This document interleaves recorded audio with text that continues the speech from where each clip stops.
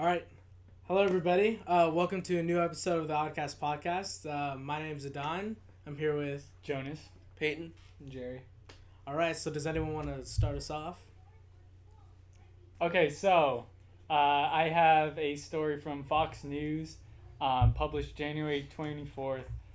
PETA grill prop dog in disturbing demonstration promoting veganism at Sydney shopping mall. So some background.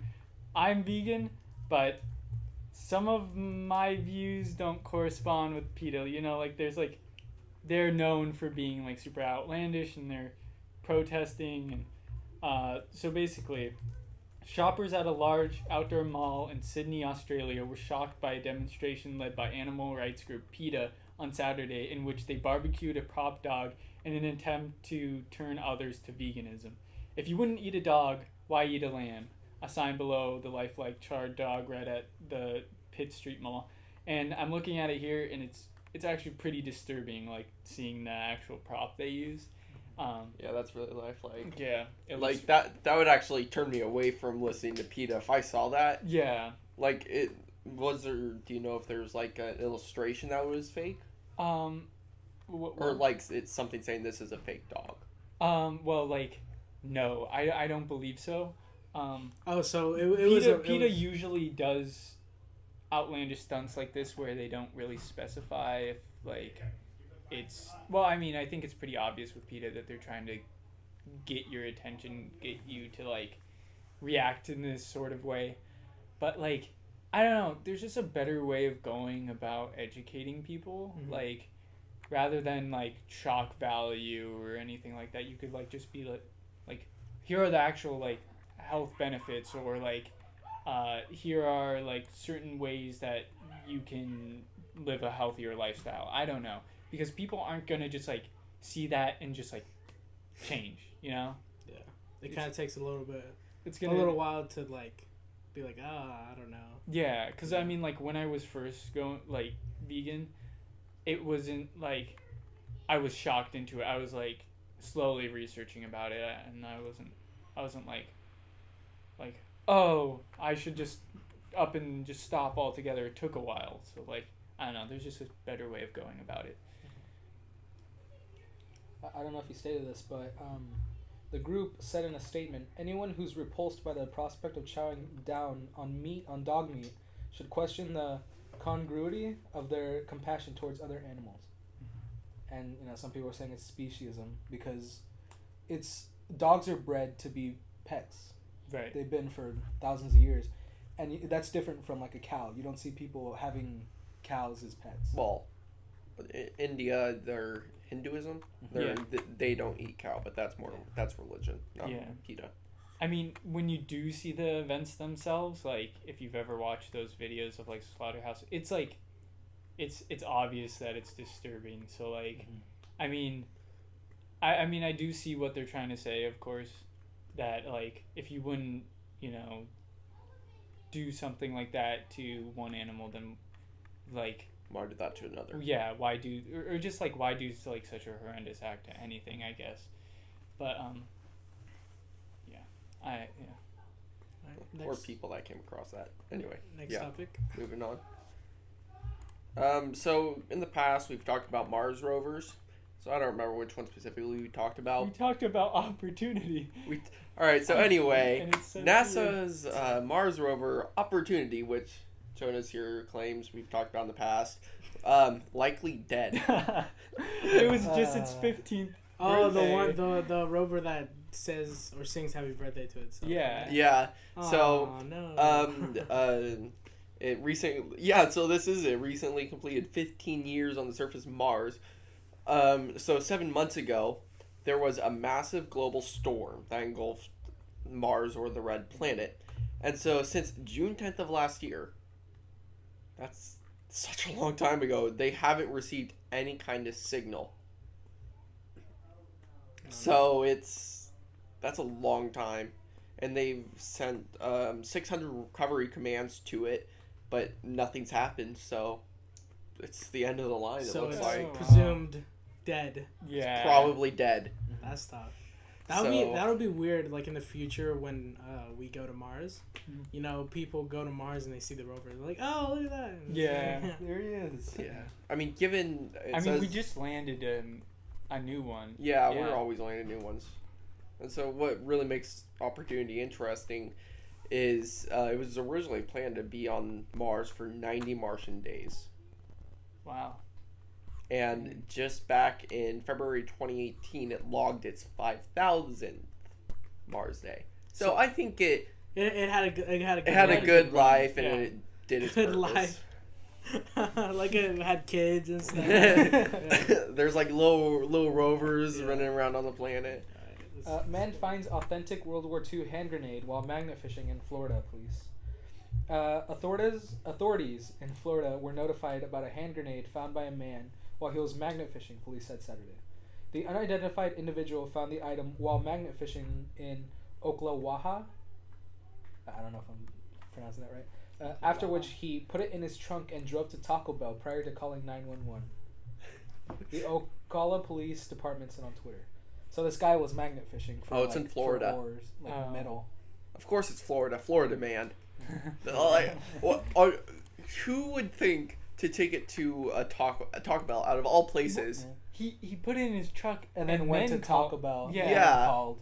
It's like, why would you put that anywhere near? Like, I can understand if you didn't have cell service and had to pull off somewhere, and first thing was Taco Bell, but it doesn't look like that was the case. Does it say if it was live or not? Probably not, but... I mean, it says authentic. I mean, either way, it's a grenade. So I don't know if you'd be like maybe it's not live. Yeah. Let me just put it in my car. It's a 50-50 chance that it might kill me. Yeah. I'll take the risk. Yeah, I had the pin still in it. It looks like an American pineapple grenade. That would have been tough if he touched the pin and then just goes off. He's like, oh wait. That would have been more than tough enough. Yeah. Yeah, I remember reading about a story from a couple years ago. Like, this guy in China was using a World War II hand grenade as this nut smasher for years, and it was live. He was using it for 30 years. Oh my god! It was one of the German ones that are kind of stick, and they have a round cylinder on the end of it. And he was using it and it was live. Yeah. That's just I don't even know. That's crazy. Hey, one day a burglar could have broken in and be like, yeah, just do it. Just, imagine throwing your nutcracker and it just exploding. Yeah. So, in other news, though, we have a list of 2020 contenders. So far. So, all in, we have Julian Castro, former Housing and Urban Development Secretary, John Delaney, former Maryland Representative, Tulsi Gabbard, Hawaii Representative, Kamala Harris, California's Senator, and a couple others have formed the exploratory community or committees. So these are the Democrats, though. This is just with Pete. I'm not even going to try to say that because that he was a South Bend, Indiana mayor. Kirsten Gillibrand, a New York senator, and Elizabeth Warren, Massachusetts senator. Yeah. So what have you guys heard about the upcoming election in just I've seen some. 2 years. I know some. I just seen posts on Snapchat on the internet just talking about different candidates, and it's kind of weird to me because some people say, "Oh yeah, this is good" or "this is bad," and then there's not really a middle sometimes to people. It's always one side. Yeah, in politics, there's there's not really a gray. It's either white or black. Yeah. If you look at the graph of political identities, people have become way more polarized now than ever before, and it's just that's pretty crazy because people have started identifying who they hang out with, who they talk to, just based solely on who they voted for or something like that. Hence why it's a great idea never to talk about politics. Yeah. I mean, around the dinner table. Don't get me wrong. I mean, politics are, fun to talk about sometimes. I love talking about politics. But I don't go to my family reunion and be like, "Did you vote for Trump?" And then because that's kind of our rule in my family. Is I think that's a rule in society in general. Yeah, it's like if we're like, we don't talk about politics in my house. Well, it's so weird that we can't have like just a normal discussion about things. People with different opinions. Yeah. Whoa. Well, then they might like think different of you. Then they're like, yeah, oh, that's why people just don't talk about it. Yeah. I mean, I'll talk about like My Little Pony, and be like, yeah, but like they're like, oh, politics. I'm just like, yeah. Yeah. So, But then again, like, I know that some people's thought process is like, if you vote for Trump, you're either extremely radical left, or not left, right, or you're just, racist or something like like that. you're racist or you're extreme right or anything, unless like you just agree with his opinions. Even then, it's like if you even mention, especially in more like democratic areas, it's like if you even mention, oh, I like Trump or I voted for Trump, it's like instant social suicide. Yeah. Well, it's the same. And vice versa. It's the same other way around. Like, say you voted for Hillary, and then the Trump supporter comes out, and then they're just like, "Oh, why'd you?" It's a mess all around with it. Because like I said, there's no middle ground. It's always like, white I'm right. black. Oh no, you're wrong. But I'm right. You're wrong. It's like, man, it's mostly about. I think for me, just when I talk about politics, like I said, it's mainly for fun. Mm-hmm. But I don't like to talk about it all the time because then it just gets boring, and then it starts encompassing like who you are and your identity with the world, and it's more it shouldn't be, you shouldn't dive too deep into it, that you're that deep into it that you can't even talk to somebody else who has a differing opinion. I guess just the moral is don't judge people because of who they voted for. Yeah. Or just don't judge people because of their opinions in general. That can be taken a lot broader. Yeah. So moving on to a little bit more heartwarming news. Thousands of strangers responded to an urgent appeal to attend Monday's funeral for an Air Force veteran from Texas. The Central Texas State Veterans Cemetery in Killeen appealed for supporters to attend the funeral of an unaccompanied Air Force veteran, Joseph Walker. And they posted it in their Facebook, and it went viral. And they got thousands of people. Some reports indicated that between 5,000 to 6,000 cars were in the line to attend, which that's a lot of people. And so, that's kind of heartwarming because, no veteran deserves to die alone, so. Yeah. I have a friend that he goes on this game called Arma.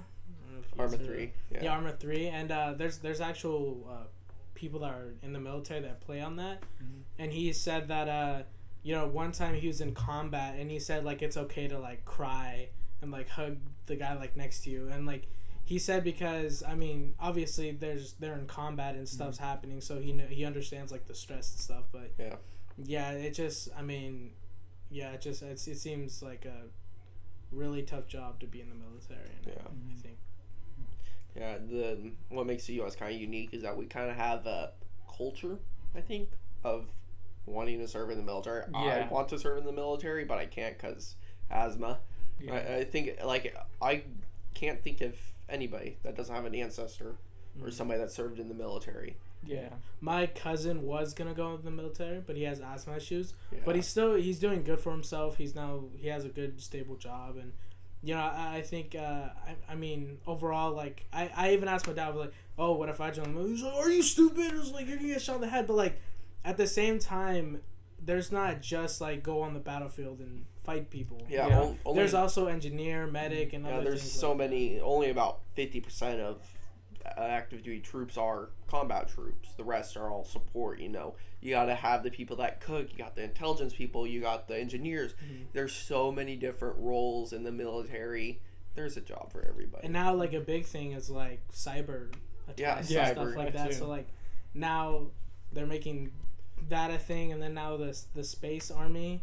Space Force. I forgot about Space that. Force. I was like, oh man, and then now they have a Fortnite team. Do they? Yeah, no, they tried to appeal to the younger generation by making ads like, you like Fortnite? You should join the military. Yeah, wasn't that from? It was like, was it Canada or? If Canada makes that really does not surprise me. Canada? Like, that just seems like something Canada would do. You know, it's kind of weird that we have one of the largest standing militaries. Really? Mm-hmm. It was Canada? No, it's the U.S. Army. U.S.? The U.S.? Don't surprise me. Yeah. Yeah. Oh.